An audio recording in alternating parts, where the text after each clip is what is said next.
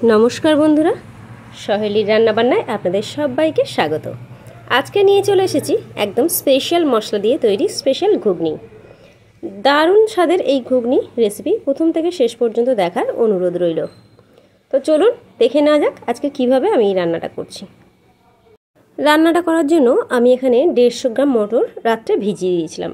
ভালো করে ধুয়ে মটরটা ভিজিয়ে রেখেছিলাম আর এখানে একদম ছোট ছোট করে আলু কেটে নিয়েছি। তো প্রথমেই আমি মটরটাকে সিদ্ধ হতে বসিয়ে দেব। মটরের মধ্যে আমি কোনো রকম লবণ বা হলুদ কিচ্ছু ব্যবহার করছি না। খুব সহজ আর খুব সাধারণভাবে আজকে রান্নাটা করব।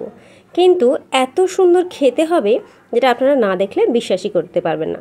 চলুন এবার রান্নাটা করার জন্য প্রথমেই একটা ভাজা মশলা রেডি করে নেব। তার জন্য নিয়েছি 1 চামচ ধনে, 1 চামচ জিরে, 1 চামচ মৌরি, 2টো শুকনো লঙ্কা, একটা তেজপাতা, একটু এলাচ আর একটু দারচিনি। ভালো করে মশলাটাকে ভেজে একটু ঠান্ডা করে গুঁড়ো করে নেব। আজকের এই স্পেশাল মশলা দিয়ে এই ঘুগনিটাই বানাবো। খেতে কিন্তু অসাধারণ স্বাদের হবে। তো দেখুন মশলা ভালো করে ভেজে নিয়েছি আর এবার এটাকে একটু ঠান্ডা করে গুঁড়ো করে নিচ্ছি। কড়াই দিয়েছি বেশ কিছুটা সর্ষের তেল। এবারে এর মধ্যে ফোড়নে দিচ্ছি গোটা জিরে, তেজপাতা, শুকনো লঙ্কা, 2টো এলাচ, একটু দারচিনি। ফোড়নটা একটু ভালো করে ভাজা হয়ে গেলে ওর মধ্যে ওই ছোট করে কেটে রাখা আলুগুলো দিয়ে দেব। আলুটাকে খুব ভালো করে ভেজে নিতে হবে। আলু একদম সম্পূর্ণ লাল করে ভেজে নিলে তরকারির টেস্ট কিন্তু দুর্দান্ত হবে। তো চাইলে আপনারা আলু মটর একসঙ্গে সিদ্ধ করে নিতে পারেন, তবে আজকের আমি একটু স্পেশালভাবেই রান্নাটা করছি। তো আলু যতক্ষণে ভাজা হচ্ছে ততক্ষণে দেখুন এদিকে মটরটাও সিদ্ধ হয়ে গেছে। আমি এখানে 2টো সিটি ফেলেছিলাম। তো দেখুন মটর কিন্তু একদম গলে যায়নি, কিন্তু খুব সুন্দর সিদ্ধ হয়ে গেছে। আবার চলে এলাম আলুর কাছে। আলুটা কিন্তু বেশ লাল করে ভাজতে হবে। তো দেখুন আলু এখানে বেশ ভালোভাবেই ভাজা হচ্ছে।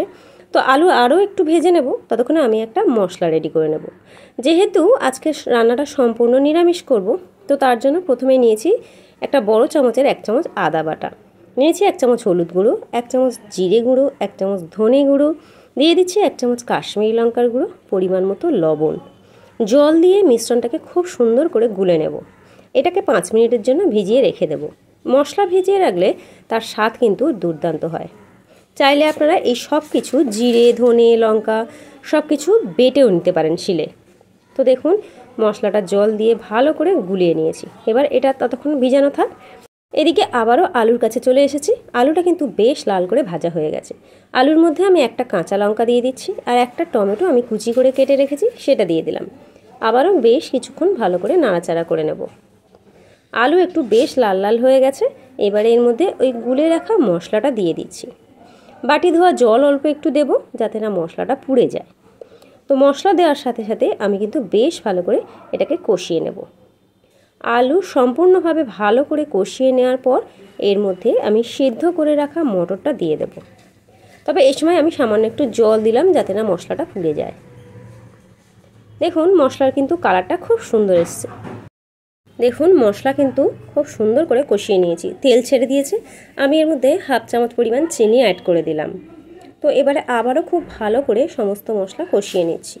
মশলা কষাতে কষাতেই কিন্তু আমার আলু প্রায় 50% সিদ্ধ হয়ে গেছে। এবারে আমি এর মধ্যেই দিয়ে দিচ্ছি সিদ্ধ করে রাখা মটরটা। এবারে মটরটাকে দিয়ে আবারও বেশ কিছুক্ষণ নাড়াচাড়া করে নেব। এবারে ঝোলটাকে একটু ফুটতে দেব। 7 থেকে 8 মিনিট ঝোলটাকে একটু ফুটিয়ে নেব।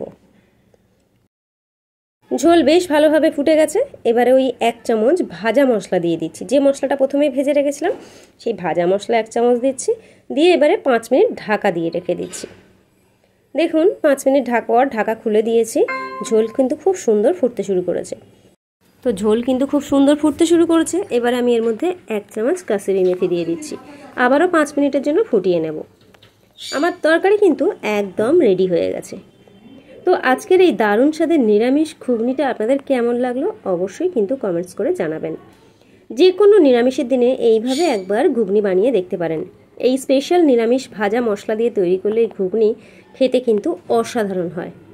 তো আজকের রেসিপি যদি ভালো লাগে তো প্লিজ আমার ভিডিওতে একটু লাইক করবেন। দারুণ স্বাদের এই রেসিপিটা একবার বাড়িতে বানানোর অনুরোধ রইল। রেসিপি ভালো লাগলে একটু লাইক, কমেন্ট আর শেয়ার করার অনুরোধ রইল। নতুন যারা দেখছেন তাদের কাছে অনুরোধ রইল চ্যানেলটিকে একটু সাবস্ক্রাইব করে নেওয়ার জন্য।